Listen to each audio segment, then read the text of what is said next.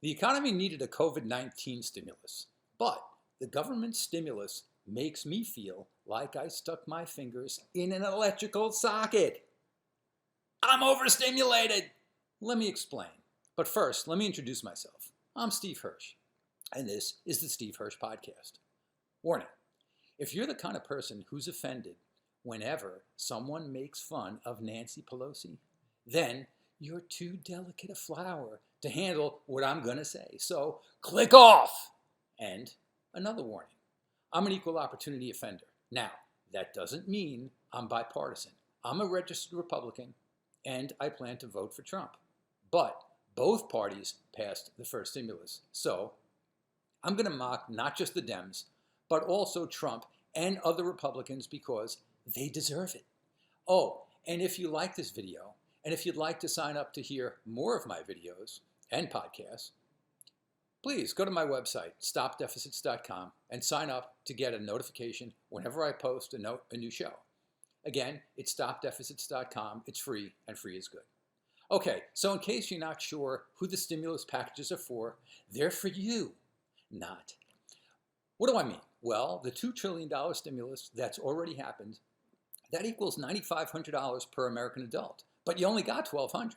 And the $3 trillion that Nancy Pelosi and the House passed and they want to enact, that would be another $14,300 per adult, of which they'd only give you $1,200. I'll summarize here, but if you want to see the math in a little more detail, you can go to my website, stopdeficits.com. Then click on blog and open up the piece titled, The Stimulus is for You, not. So, to repeat, I feel like the government stuck my finger in a socket. So why is that? Why is my hair on fire? I'll start by addressing a question. How do Republicans and Democrats get away with this?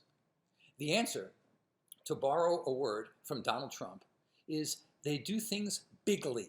They made the first stimulus a bigly amount of pages, 880 pages, but that wasn't bigly enough. So Nancy Pelosi and her merry band of bandits in the House, they made the second stimulus 1,800 pages, which is even biglier. Biglier. Did I just invent a new word?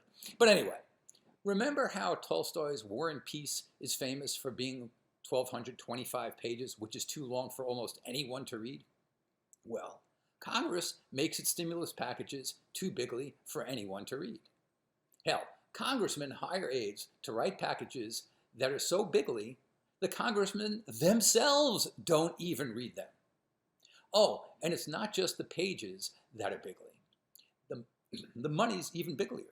$2 trillion and $3 trillion are numbers that no one can relate to. In the case of the first stimulus that went through, courtesy of Congress and the president and President Trump, they could have said they were stimulating the economy with $9,500 per U.S. adult. And for Nancy Pelosi's next harebrained stimulus, she could have said her stimulus is $14,300 per adult. But the politicians didn't talk in terms of unbigly numbers like $9,500 per adult and $14,300 per adult because people would have wanted to know why they're only getting $1,200 of these amounts. Here's some back-of-the-envelope math. We've been in lockdown for a total of about 12 weeks so far. And in the worst of it, in April, we had about 17 or 18 more million more people on unemployment than normal. But here's a hypothetical. Let's say we had 50 million people, more people, on unemployment than normal for the whole 12 weeks instead of the extra 17 or 18 million extra that we actually had on unemployment in April.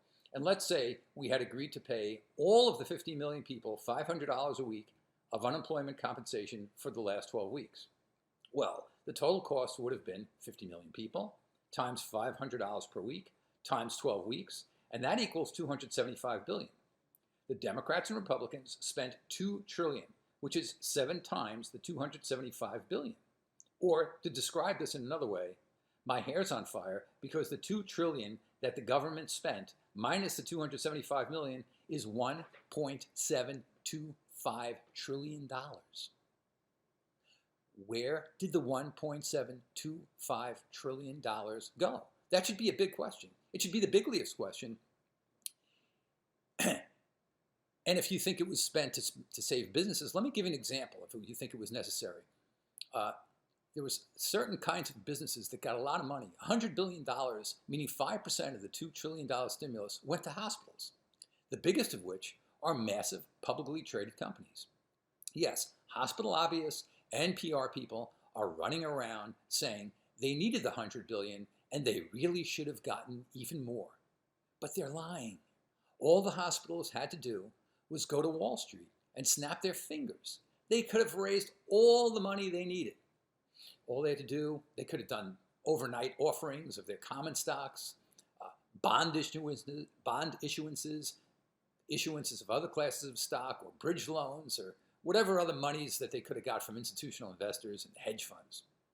But it was better to get money from the government because the executives and board members who own lots of stock and stock options didn't want to dilute their own equity and that of key shareholders. And make no mistake, investors would have invested whatever money the hospitals needed because, unlike local restaurants and casinos, investors knew the interruption in hospital business was very temporary. You don't have to go on a cruise, but if you need surgery, you might be able to put it off for maybe a month or two, but you're going to get the surgery. Anyway, that's what I wanted to say. It's not just that 5% of the stimulus was misspent on hospitals that already had access to enough money. It's that it's going to eventually come out that most of the stimulus money didn't need to be spent. I'm not sure what I'll cover in my next video.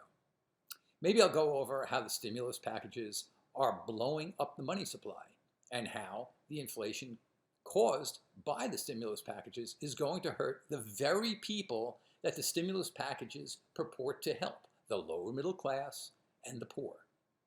And how, long before the stimulus packages, we already had a system for allowing damaged businesses to continue operating, and that the system is called bankruptcy law.